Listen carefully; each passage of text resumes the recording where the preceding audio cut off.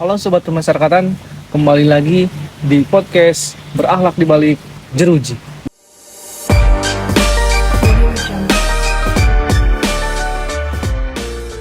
Bersama saya Iqbal dan rekan saya Imelda.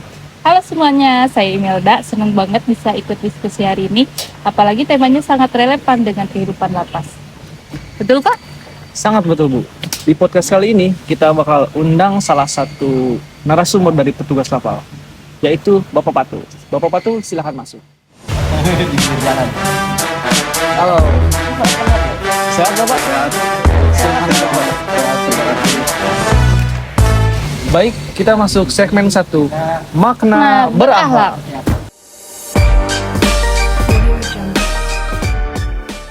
Kita mulai dari dasar dulu ya Pak. Menurut Bapak Patul, apa makna berakhlak dalam konteks kerja di lapas? Menurut saya, berakhlak itu menjadi pedoman dalam bekerja. Misalnya, berorientasi pelayanan. Berarti kita harus melayani warga binaan dengan adil dan manusiawi. Oh gitu ya Pak, bagus-bagus jawabannya Pak. Oh, berarti bukan soal aturan ya Pak, tapi juga sikap.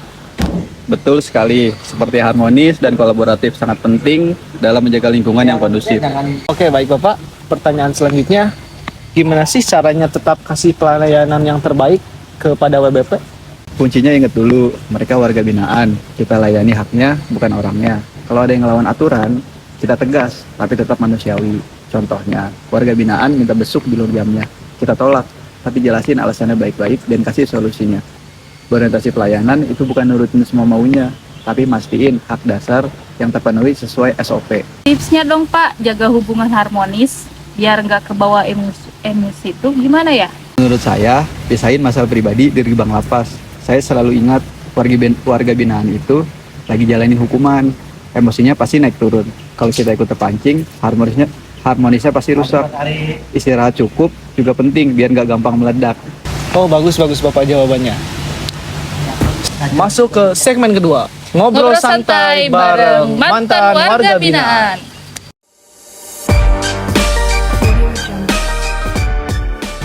Setelah itu, mari kita masuk ke pertanyaan-pertanyaan selanjutnya yang mana dihubungkan dengan dua orang mantan warga binaan yang kita akan hubungkan secara virtual. Kepada Bapak Riki dan Bapak Rido, kita sambungkan. Terima kasih Pak, semoga bisa memberikan perspektif yang bermanfaat. Semoga bisa memberikan perspektif yang bermanfaat. Saya mau nanya nih ke Bapak Riki sama Bapak Rido. Menurut Bapak-bapak, petugas yang akuntabel itu yang kayak apa ya? Yang omongannya sama tindakannya. Bilang jam 9 apel ya, apel jam 9. Bilang 1 kali 24 jam dicek, ya benar. Kita juga di dalam juga jadi respect sama yang konsisten sama tindakannya. Baik, kepada Bapak Rido sama Bapak Riki, menurut Bapak ya, petugas sudah adaptif belum buat nyampein aturan baru? Pas ada aturan HP buat video call keluar, awalnya kaku.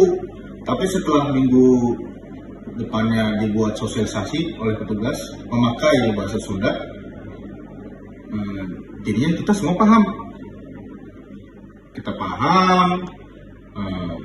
Walaupun awalnya kaku gitu, jadi adaptif. Pertanyaan terakhir dari saya buat bapak-bapak semua, tolong sebutkan 1 nilai berakhlak paling penting di lapas. Kalau menurut saya, akuntabel. Tanpa itu, semua nilai lain runtuh. Keamanan taruhannya. Menurut saya, nilai paling berakhlak yang paling penting di lapas yaitu harmonis. Kalau harmonis itu, menurut saya pembinaannya masuk. Jadi kita tuh suasananya nggak tegang terus. Adaptif. Karena di dunia luar itu berubah dengan cepat, dengan dinamis. Kalau di lembaga pemasyarakatan itu lingkupnya tidak ada perubahan.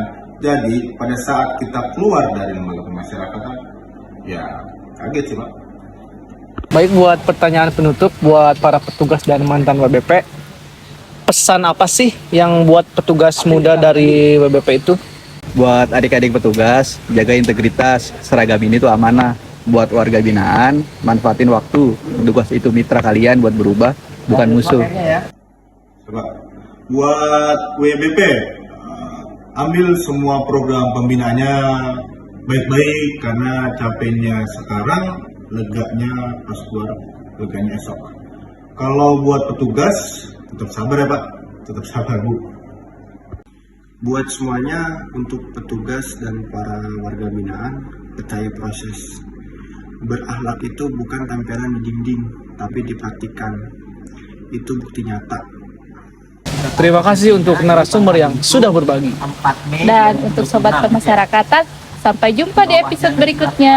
Bye.